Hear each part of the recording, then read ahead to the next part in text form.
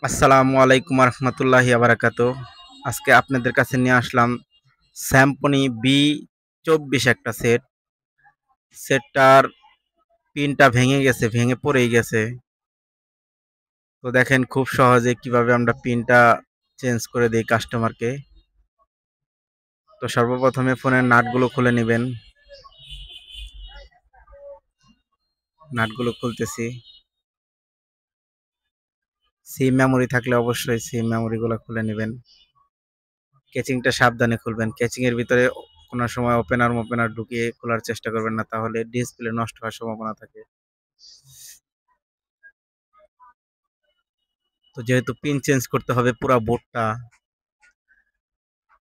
Catching থেকে আলাদা করতে হবে, এর জন্য আমরা ইনটেক পেপারটা উঠিয়ে নিলাম।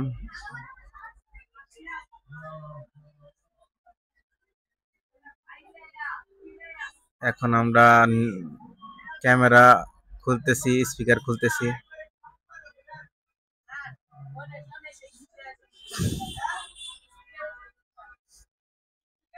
তো সবসময় যখন আপনারা বাটন সেট খুলবেন, বাটন সেটটা ক্যামেরা স্পিকার সহ একটা রাবার লাগিয়ে নেবেন, তাহলে বেশি লড়াচড়া করবে না।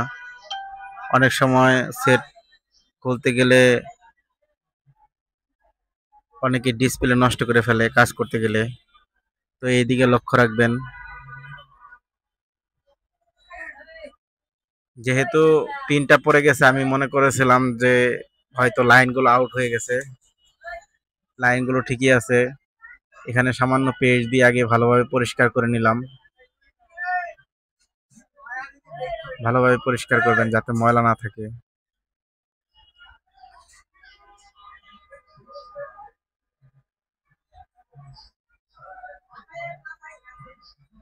তো আমরা যে পিনটা নিয়েছিলাম ওইটার পাটা ফুটার সাথে মিলতেছে না, ছোট হয়, এর জন্য আমরা বড় পায়ের পিন গুলো বের করতেছি।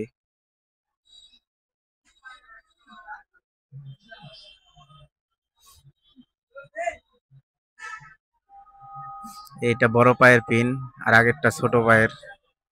তো আমরা বড় পায়ের পিনটা কিভাবে লাগাই দেখেন।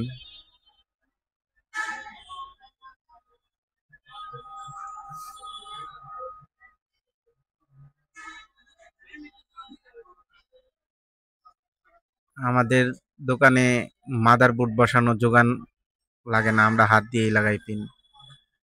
আঙুল দিয়ে হালকা করে ধরবেন, আর অপর পিঠের যে ফুটাটা আছে ওখানে তাতাল ধরবেন, একাই পিনগুলো ঢুকে যাবে। হ্যাঁ, পিনগুলো ঢুকে গেছে। তো আমরা যেহেতু আগেরটা খুলে পড়ে গেছিল, এর জন্য পাগুলোতে বেশি করে রাং ধরিয়ে দেবো যাতে এটাও খুলে না পড়ে যায়। কাস্টমার আমাকে বলতেছে যে ভালোভাবে লাগিয়ে দিবেন যাতে আর খুলে না যায়, এর জন্য রাং লাগাই দিতেছি, অতিরিক্ত রাং লাগাই দিতেছি পাগুলোতে। চার পায়েই লাগাই দিতেছি রাং। রাং দিতেছি আর পিনটা চাপ দিয়ে ধরতেছি যাতে ভালোভাবে লেগে যায়।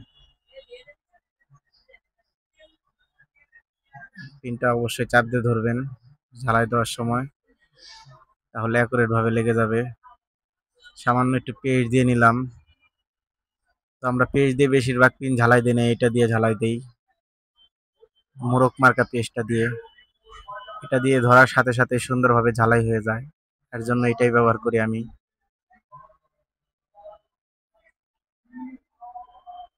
অল্পতেই ঝালাই কমপ্লিট আমাদের।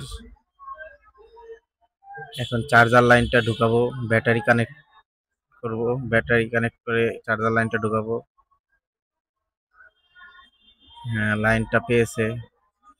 তো আমার ক্যামেরাম্যানটা ক্যামেরা ঠিক মতো ধরতে পারে নাই, এর জন্য হয়তো ফুল ভিডিওটা আসতেছে না। এর পরবর্তীতে ভিডিও দিলে অবশ্যই খেয়াল করে দেব, এর জন্য আমাকে ক্ষমার দৃষ্টিতে দেখবেন।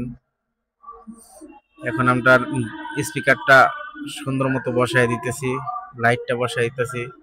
অবশ্যই এই তারগুলো খুব সাবধানে যেখানে ছিল ওখানেই বসায় দিবেন। এদিক সেদিক হলে অনেক সময় ক্যাচিং লাগাইতে সময় তারগুলো কেটে যায়, এদিকে লক্ষ্য রাখবেন।